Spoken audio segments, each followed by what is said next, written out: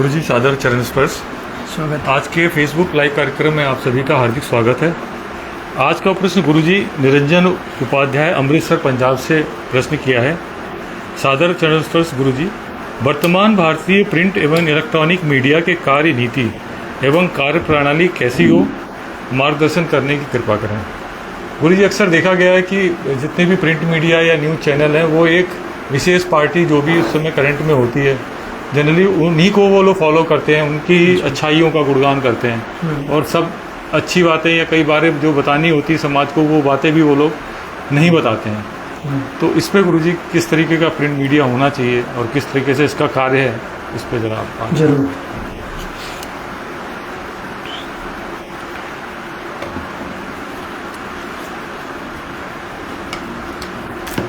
News media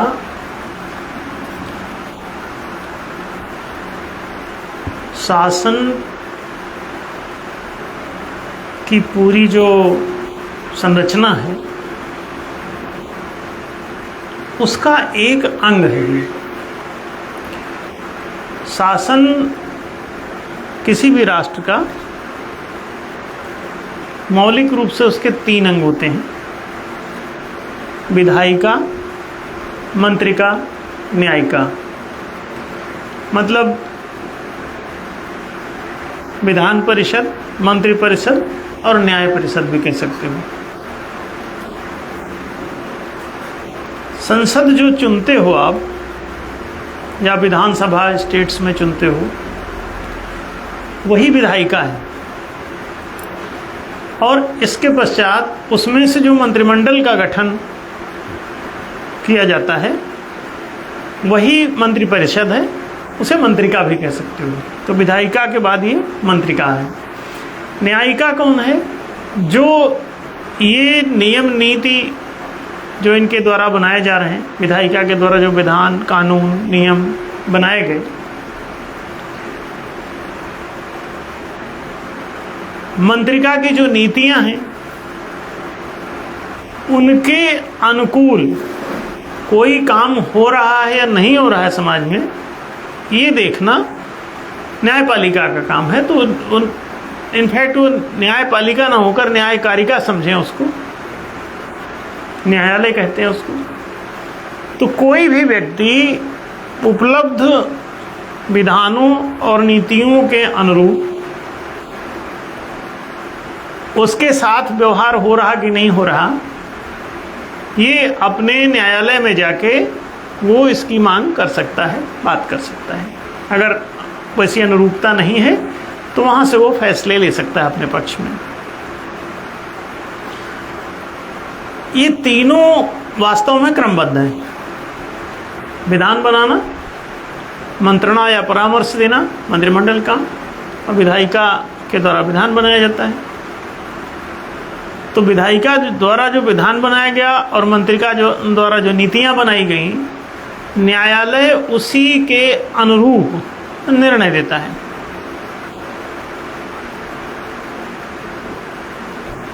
ये तीनों क्रमबद्ध हैं और परस्पर सहयोगी भी हैं। लेकिन ये तीनों क्या कर रहे हैं, क्या नहीं कर रहे हैं, इन्हें क्या करना चाहिए, वैसा ये कर रहे हैं अथवा नहीं कर रहे हैं, कि कुछ विपरीत कर रहे हैं, ये कैसे पता चलेगा? आम जनता कैसे समझेगी कि आपकी विधायिका, आपकी मंत्रिका, आपकी न्यायिका अपने कामों को ठीक से कर रही है? इस बात की जानकारी लोकतंत्र में लोगों को होनी चाहिए। जनतंत्र में, प्रजातंत्र में, लोकतंत्र में जनता को, प्रजा को, लोगों को ये जानकारी होना आवश्यक है। इसके लिए चौथा अंग परिकल्पित हुआ जिसे आप न्यूज़ मीडिया कहते हैं। खबर नवीसों का माध्यम, तो ये सूचना माध्यम है। आपको इन्फॉर्मेशन मिले, सूचनाएं मिले प्रॉपर, ये मीडिया के अलावा कोई रास्ता ही नहीं है। तो एक चौथा खंभा बनाया गया 3 खंभों के अलावा, जो इनकी समस्त गतिविधियों को जनता तक पहुंचाए और जनता की बातों को इन तीनों अंगों तक पहुंचाए। सरकार तक जनता की बात पहुंचाने का माध्यम यही न्यूज़ मीडिया है, और सरकार की गतिविधियों को जनता तक पहुंचाने का माध्यम भी न्यूज़ मीडिया है। तो ये दोनों तरफ का की सूचनाओं का जो आदान प्रदान होता है, ये मीडिया के माध्यम से ही होता है। तो मीडिया उसको कहते ही इसीलिए है, मीडिया माने ही हुआ माध्यम। तो ये सूचना माध्यम अथवा संचार माध्यम है, जो चतुर्थ स्तंभ है। तो प्रथम 3 स्तंभ तो सरकार के सीधे सीधे अंग हैं, और उन तीनों अंगों को जनता तक पहुंचाना, जनता की बातों को, आवाज़ों को, मांगों को, इनकी अपनी आवश्यकताओं को वहाँ सरकार तक पहुंचाना, तीनों अंगों तक पहुंचाना, ये संचार माध्यम या न्यूज़ मीडिया इसी उत्तरदायित्व को वहन कर रही है। अगर ये उत्तरदायित्व संवहन सही ढंग से हो तो दोनों पक्षों में संतुलन बना रहता है, माने सरकार और जनता के बीच में। अगर ये माध्यम कमजोर है तो ये संचार प्रणाली ठप पड़ जाती है, आदान प्रदान सूचनाओं का प्रॉपर नहीं होता, अथवा ज्यों का त्यों नहीं होता। और ये क्यों नहीं होता? एक बात आपने इसमें पूछी कि प्रायः देखा गया है कि सरकार जो भी सत्ता में रहती है उसके हिसाब से मीडिया चलने लगती है। इसे समझ लें, इसको कहते हैं न्यूज़ मीडिया की परतंत्रता। अगर न्यूज़ मीडिया, आपका संचार माध्यम अगर परतंत्र है तो क्या होगा? ये अपने मालिकों के अनुरूप काम करेगी। तो इसकी स्वतंत्रता का होना सुनिश्चित होना चाहिए, सुनिश्चित किया जाना चाहिए। सबसे पहले इसकी आर्थिक निर्भरता अगर उन तीनों स्तंभों के हाथ में हो तो ये उनके अनुरूप ही बहेगी।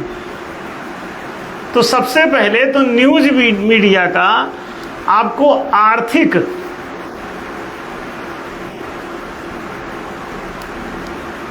स्वतंत्रता का ढांचा बनाना पड़ेगा।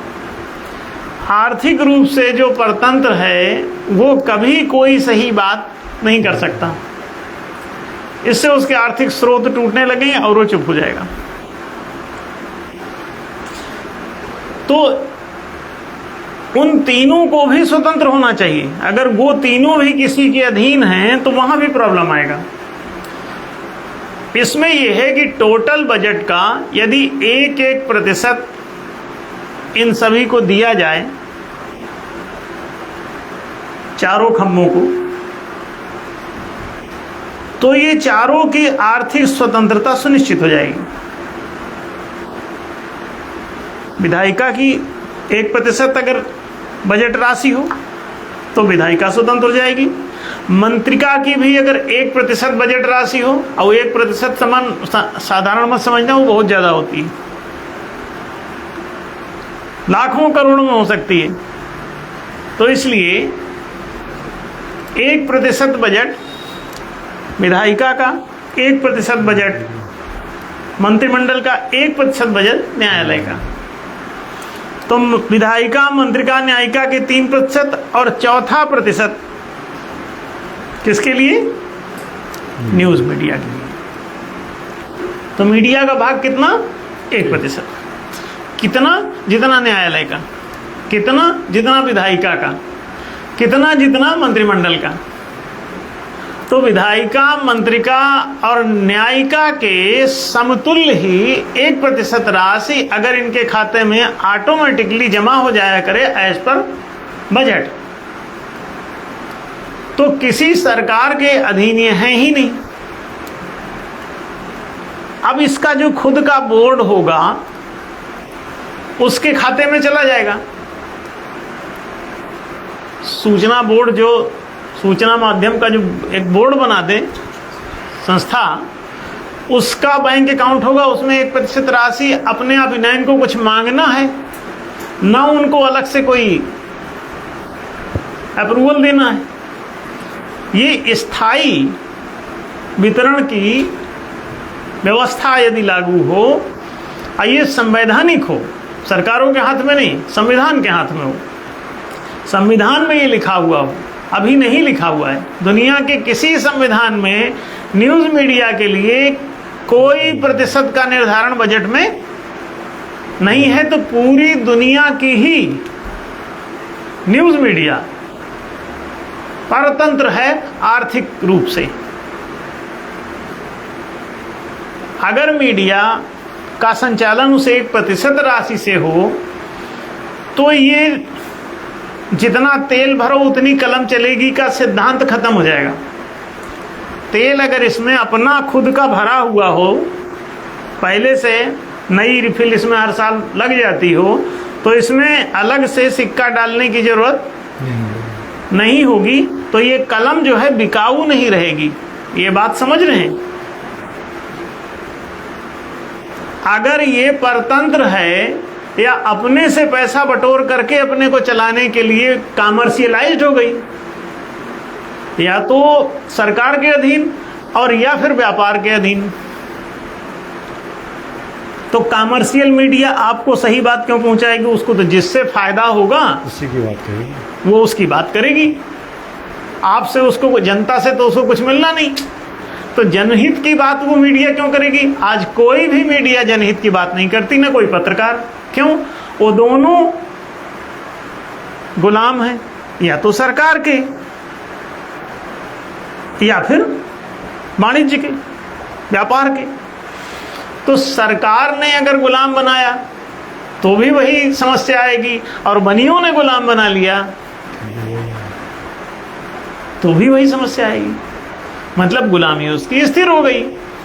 तो सबसे पहले हमने कहा कि मीडिया की आज़ादी करो, आर्थिक, और आर्थिक आज़ादी ही पहली आज़ादी है आपकी। बाकी देश आज़ाद हो गया, ये आज़ाद हो गया, जनता की भी आज़ादी में सबसे पहली आज़ादी, अगर किसी देश को आज़ाद करना है तो सबसे पहली आज़ादी भूमि की करो,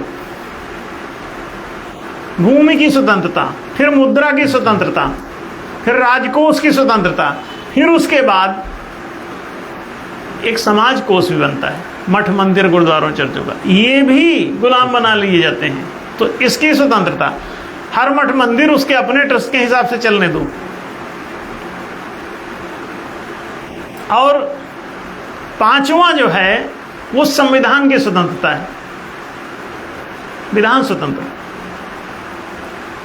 चौथा, पांचवा, ये कंबाइंड करके भी समझ सकते हो, तीन एक ही काम से संबंधित, नेतृत्व वर्ग के हाथ में।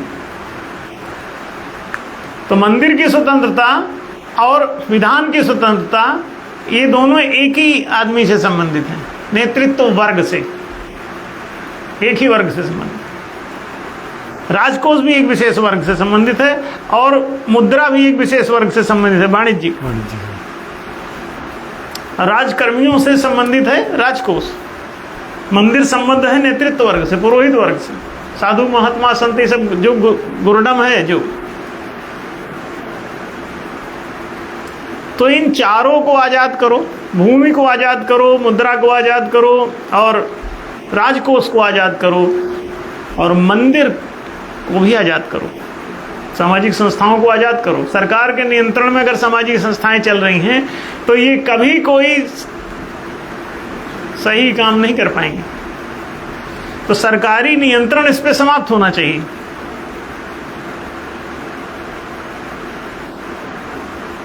ये जो 5 चीजें हमने, संविधान भी अगर सरकार के अधीन है तो भी खतरे में है।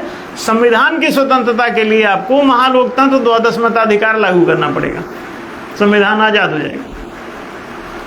महालोकतंत्र लागू करते ही उसमें द्वादश मताधिकार होते हैं, आपको भी एक मताधिकार प्राप्त है। केवल विधायिका के गठन में आप वोट दे सकते हैं, बस आप हटा भी नहीं सकते, हटाने का भी मताधिकार होना चाहिए कि मतों द्वारा नियुक्ति हो, तो पदच्युति भी मतों जनमत द्वारा हो जाए, जनता के बहुमत से पारित खारिज वो कर सके विधान को। अब फिर देखिए, जैसे ही ये द्वादश मताधिकार प्रतिष्ठित होंगे, आजाद हो जाएगा, तो पूरे राष्ट्र की आजादी इन 5 आजादियों में से है। तो आप समझ लें कि आजादी के कुछ कारण होते हैं। ये भूमि, मुद्रा, राजकोष, ये सब आर्थिक आजादी ही कह रहे हैं, तो आर्थिक आजादी ही मौलिक आजादी है राष्ट्र के संदर्भ में भी। और यहाँ अब हम बता रहे हैं मीडिया के संदर्भ में। मीडिया के संदर्भ में अगर न्यूज मीडिया सरकार के अधीन है, किसी मंत्री के अधीन है, तो क्या होगा? वो इसको फंड देगा नहीं देगा? आज इनको मीडिया के लिए कोई फंड का प्रोविजन स्पेशलाइज्ड कुछ ऐसा है ही नहीं। कहीं हो तो कोई हमको बताए कि मीडिया के लिए ये बजट अलॉट हुआ, और वो स्थायी बजट होना चाहिए। ऐसा नहीं कि कभी कुछ कर दिया कभी कुछ नहीं, स्थायी 1% टोटल बजट का न्यूज़ मीडिया के लिए पूरी तरह से लागू होना चाहिए। और वो मीडिया, उस पैसे से ही इलेक्ट्रॉनिक मीडिया, प्रिंट मीडिया, जितने भी मीडिया हैं, सब उसी से चलाए जाने चाहिए, उसी से उनके इंफ्रास्ट्रक्चर बनना चाहिए, ऑफिस बनना चाहिए, उसी से जितने उसमें पत्रकार हैं उनको वेतन दिया जाना चाहिए। जितने पत्रकार उसमें नियुक्त किए जा सकते हैं उतने आप नियुक्त कर लीजिए, राष्ट्रीय तल पे, प्रादेशिक तल पे, जिले के तल पे जरूरत है वहां नियुक्त कर लीजिए। जितना आप सैलरी दे सकते हैं उतना आप नियुक्त कर लीजिए। तो पत्रकार भी यहाँ वहां ब्लैकमेलिंग करता नहीं फिर। आज हर पत्रकार ब्लैकमेलर है। कैसे? पैसा कहाँ से आएगा? तो यहाँ वहां तिकड़म करता फिर रहा है, इसको धमकाया कि तुम्हारा प्रकाशित कर देंगे, नहीं तो इतना पैसा दो। तो ज्यादातर पत्रकार इसी तरह से फंसे हुए हैं, इसीलिए वो भी कोई सही बात नहीं कर पाते। वो अपनी लालच में, मीडिया जिसका ओनर है वो ओनर उससे लाभ हानि पर आधारित है, माने मीडिया को कॉमर्शियल बना रखा है। सरकारी मीडिया कॉमर्शियल चल रही है। अब आप सोच लीजिए क्या होने वाला है इस देश का। बिकाऊ है वो मीडिया, खबरें बिकाऊ हैं। आप कोई खबर चलाना चाहते हैं, आप बात कर लीजिए जाके, आपको रेट पता चल जाएगा। किसी मीडिया से पूछ के देखो, न्यूज मीडिया से, तुम अपनी कोई खबर चलाना चाहते हो, पूछ लो कि हमारा ये चलाओगे, तो वो आपको रेट बताएगा कि 2 लाख, 3 लाख, 5 लाख आप दीजिए। कुछ सेकंडों के रेट आपको पता चल जाएंगे। अभी आप चारों खाने चित्त मिलेंगे, आप प्रकाशित नहीं करा सकते कोई चीज। क्यों? वो कमर्शियल मीडिया है। और अगर जनता की मीडिया है तो जनता कुछ भी दे, भले वो ब्रीफ करके दिखाए, लेकिन वो दिखाएंगे जरूर। कोई कुछ भी प्रकाशित कराए, क्यों? जब जनता के लिए बनी है, जैसे सड़क जनता के लिए बनी है, तो आप चाहे साइकिल चलाओ, मोटरसाइकिल चलाओ, कुछ भी चलाओ, आपके लिए बनी है। सब लोग चल रहे हो, पैदल चले जा रहे हैं बहुत सारे लोग। उसी सार्वजनिक हो जाती है तो सार्वजनिक उपयोग होगा ना। तो सार्वजनिक बातें सार्वजनिक मीडिया पे ही हो पाएंगी, कमर्शियल मीडिया पे कैसे होंगी, या सरकारी मीडिया पे कैसे होंगी? अगर वो राज्य हावी है उसके ऊपर, तो भी मीडिया राज्य का गुण गाने में ही निकाल देगी कि फला प्रधानमंत्री ऐसा, फला ढेका मुख्यमंत्री ऐसा, और इन्हीं के गुण गाती रहेगी वो। क्यों? वही इसको फंड पैसा देने वाले हैं, विज्ञापन वही दिलवाएंगे, और ये सब धंधा चल रहा है वहां। मीडिया में कोई चीज सही ढंग से हो ही नहीं पाएगी, क्योंकि वो उन पर आश्रित है कि कितने विज्ञापन वो देंगे, तो उसका अखबार चलेगा। वहां से उसको कागज अलाट होगा। कागज अलाट कराने की क्या जरूरत है? वो कागज पूरे फ्री होना चाहिए। अगर मान लो प्रिंट छापना है तो वो बजट आ तो रहा, उसी से जितना छपता है उतना आप छपवाइए, बांटिए। अब कागज महंगा पड़ रहा है तो आप इलेक्ट्रॉनिक पेपर निकालिए, खत्म करिए पेपर। अब आज के ज़माने में तो पेपर छापने की, प्रिंट मीडिया की जरूरत ही नहीं है, इलेक्ट्रॉनिक मीडिया पर्याप्त हो। सबके एक PDF बनाओ और उसको भेज दो सबको अखबार छाप के, सबके मोबाइल पे निकल आएगा, अब पढ़ेंगे लोग उसको, मुफ्त का अखबार। तो ये जरूरत कहाँ है? समस्या कुछ नहीं है, मीडिया चौथा जब तक स्वतंत्र नहीं होगा तब तक ये बात नहीं आएगी। और इसके लिए आर्थिक आज़ादी जो हमने कही, पहली आज़ादी उसकी आर्थिक आज़ादी है। बाकी बातें फिर आप समझ सकते हैं कि उनके और कुछ नियमों संबंधी, नीतियों संबंधी भी बातें, कोई सरकारी अगर मान लो नोटिफिकेशन दे के वो चलाता है तो ठीक नहीं। अगर कोई भी सरकार नोटिस देती है मीडिया को कि आप ऐसे चलाइए, इतने बजे चलाइए, उतने बजे चलाइए, ये चलाइए, वो ना चलाइए, तो ऐसा निर्णय कोई इम्प्लीमेंट नहीं होना चाहिए, नहीं तो उसकी आज़ादी खत्म।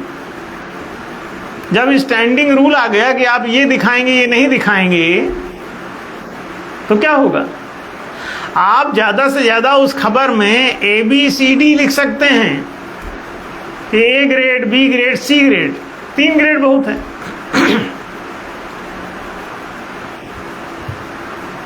अब ABC ग्रेड की आप उसमें ग्रेडेशन कर सकते हैं, लेकिन मना नहीं कर सकते आप कि ये खबर मत प्रकाशित करो। C ग्रेड कोई बात है, फिल्मों में भी ऐसा ही है। फिल्मों में आप देखिए और ABC आप डालिए, सात्विक, राजसिक, तामसिक, सतोगुणी, रजोगुणी, तमोगुणी, 3 ही ग्रेड बनते हैं, माने शुभ और मिश्रित और अशुभ। 3 खबरें, 3 बातें, 3 प्रकार की फिल्में। इसमें झगड़े की बात कहाँ है? चौथी को आप आपराधिक कर दीजिए कि आपराधिक खबरें, आपराधिक बातें ये चौथी हैं। जिसको आपराधिक नहीं देखना वो चौथी वाली खबर ना पढ़े। उसका टाइमिंग अलग कर देंगे, चौथी वाली खबर इतने से इतने, C ग्रेड के भी नीचे D ग्रेड, ABCD, D माने आपराधिक।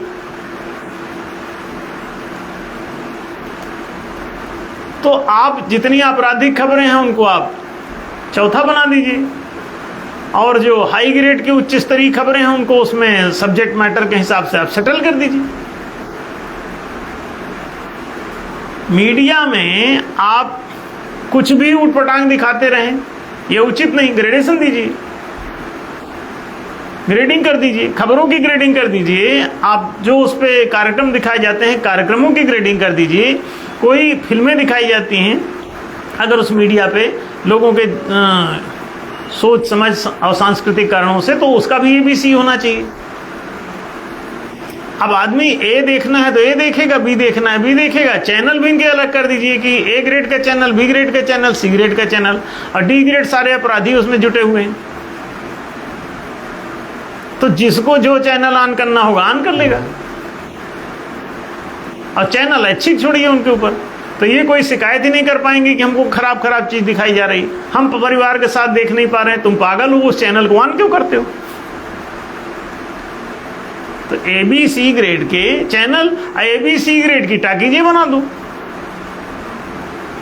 अगर टाकीज में दिखाना है तो ABC ग्रेड का उनको लाइसेंस दे दो कि आप ABC अपना दिखाओ, परमिशन दे दो। और दूसरा ग्रेड का उसमें चलेगी तो लाइसेंस रद्द हो जाएगा।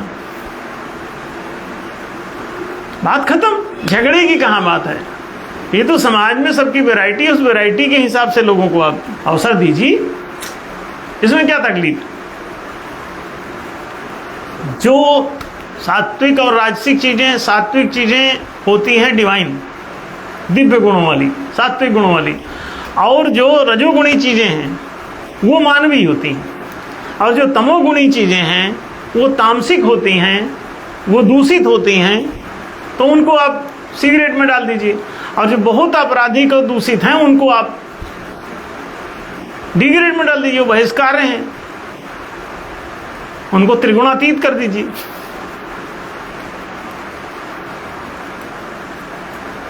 तो समाचार माध्यम को ऐसे व्यवस्थित किया जाना चाहिए, नियंत्रित नहीं। समझ लें, व्यवस्थित कीजिए, नियंत्रित नहीं। मतलब उसको आप दबाइए नहीं, डोमिनेट मत कीजिए, आप व्यवस्थित कर दीजिए, दबा क्यों रहे हैं? और ये बाकी चीज़ों में भी होना चाहिए, केवल मीडिया में ही नहीं। लेकिन मीडिया में जिस कारण से ये प्रॉब्लम आ रही है वो हमने आपको बताई। एक तो आर्थिक स्वतंत्रता है उसकी, तो आर्थिक स्वतंत्रता चाहिए उसको, 1% उसको बजट राशि मिलनी चाहिए, तो आर्थिक रूप से वो आत्मनिर्भर हो जाएगी मीडिया। पत्रकार भी किसी से कृपा दया पर आधारित नहीं होंगे। सबको मान लो जो भी सैलरी बनती है वो चाहे 5,000 बने, चाहे 10,000, चाहे 20,000, चाहे 25,000, 50,000, जो भी बनती है उतनी सैलरी उनको दी जानी चाहिए। अब जितने उसमें आप पद नियुक्त कर सकते हैं, जितनी आपके पास सैलरी देने की क्षमता है, उस हिसाब से आप पोस्टिंग कर लीजिए, जिले स्तर तक या प्रदेश स्तर तक, देश स्तर की संवाददाता, फिर प्रदेश स्तर के संवाददाता, फिर जिले स्तर के संवाददाता, फिर और ज़्यादा पैसा है तो ग्राम स्तर के भी संवाददाता नियुक्त कर लो। बहुत सरल है, ग्राम पंचायत तक पहुंचा दो, नहीं तो जिले वाला ही पहुंचा लेगा सारा, एक जिला पूरा कवर कर लिया करेगा, वो दिन भर की खबरें अपनी पहुंचाएगा। और जनता में से जिसको अपनी खबर पहुंचानी तो उसको फ़ोन कर देगा या उसको ईमेल कर देगा या उस तक लिख के पहुंचा देगा कि हमारी खबर है, इसको आप प्रकाशित कराइए। वो होती रहेंगी, वो भले थोड़ा ब्रीफ करके वो निकाल दें, लेकिन निकालेंगे आपका सारा। तो जितना भी आएगा सब आप प्रकाशित करा पाएंगे। आज के उसमें ना निकल पाए तो कल के उसमें निकल जाएगा, लेकिन आएगा।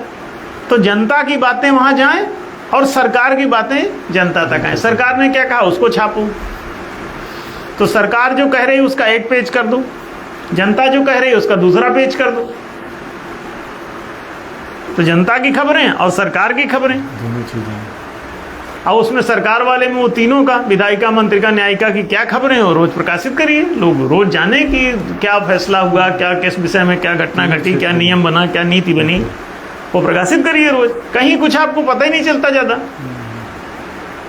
वो सब प्रायोजित है, पैसे के द्वारा वो हिलता डुलता है मीडिया। तो वो परतंत्र मीडिया है, गुलाम मीडिया है, दास मीडिया है। इसीलिए कोई उसको गोदी मीडिया, कोई लोभी मीडिया, तो ऐसे अजीब अजीब नाम देते रहते हैं। ये नाम दे के उसको क्यों बदनाम करते हो? जब मीडिया बदनाम हो जाएगी, उसकी बेइज्जती इतनी करोगे तो मीडिया की बात को कौन सुनेगा, कौन पढ़ेगा? आपकी आदर्श चीजें हैं वो, उनकी आदरणीयता बनी रहनी चाहिए। अब आदरणीयता उनकी तभी बनेगी जब आप उनको ये स्वतंत्रता देंगे, उनको आत्मनिर्भर बनने देंगे, नहीं तो गुलाम की तरह चलेंगे। तो पैसे के लेन देन पर आधारित ये धंधा उसका बंद होना चाहिए और उसको आज़ादी मिलनी चाहिए मीडिया को। तो तब फिर आप जैसा चाहते हैं ऐसा होगा। आदान प्रदान सरकार का और जनता के बीच में जो सूचनाओं का आदान प्रदान है, ये तभी अच्छे से हो पाएगा जबकि मीडिया इन सभी बातों में पहले आर्थिक मामले में निर्भर हो, फिर ये दूसरे मामले में निर्भर हो। और मीडिया द्वारा जो भी कोई नियम नीति निर्णय किए जाते हैं वो जनता से वो भी पारित खारिज कराएं, जनता से वो भी पारित खारिज कराएं। कोई चीज बदलना चाहते हैं तरीका कि हम इस तरह से नहीं, इस तरह से प्रकाशित करेंगे, हम ये ऐसे ग्रेडेशन नहीं लागू करेंगे या ग्रेडेशन लागू, वो पहले जनता से पारित कराओ, तभी हटा पाओगे। नहीं तो उसके मौलिक नियम बनाए जाएं, उसे संचालन संबंधी जैसे सब संस्थाओं के बनते हैं बायलाज, तो बायलाज उस मीडिया के भी बनाए जाएं।